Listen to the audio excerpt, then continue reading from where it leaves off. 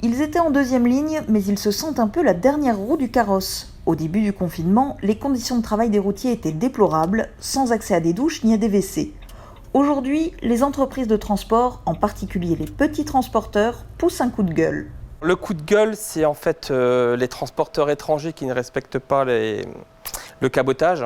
Alors déjà en temps normal, ils ne le respectaient pas. Et là, en fait, ils travaillent à notre place, en fait. Donc ils travaillent, ils font les transports de France en France, ce qu'ils ne devraient pas faire. Et ils restent pendant plusieurs mois et ils font des centaines de voyages à des prix défiant toute concurrence comparé à nous, quoi. C'est impossible d'avoir les mêmes tarifs qu'eux. Légalement, les entreprises européennes sont autorisées à réaliser en France 3 opérations de cabotage dans un délai de 7 jours après avoir déchargé leurs marchandises internationales. L'OTRE, Organisation des transports routiers européens, a demandé au secrétaire d'État chargé des transports de suspendre le cabotage pour 6 mois. Ça serait vraiment une chose qui serait vraiment bien pour faire remonter les tarifs, parce que les tarifs ont baissé d'à peu près 30%. Si on roule à 70 centimes, 75 centimes du kilomètre, c'est impossible.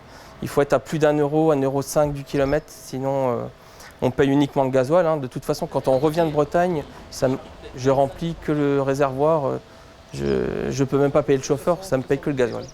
On a des chauffeurs qui viennent de Philippines, qui roulent pour des entreprises lituaniennes, qui partent 12 mois de leur pays, ils rentrent 45 jours chez eux.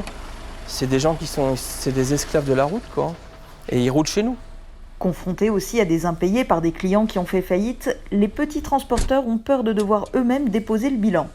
En parallèle de l'OTRE, qui a déjà écrit au ministère et a adressé hier une lettre ouverte aux parlementaires et aux présidents des conseils régionaux, les petits transporteurs français, de moins de 20 véhicules ou moins de 20 salariés, sont en train de se fédérer en association pour monter au créneau en s'adressant au ministre afin de défendre les petites entreprises.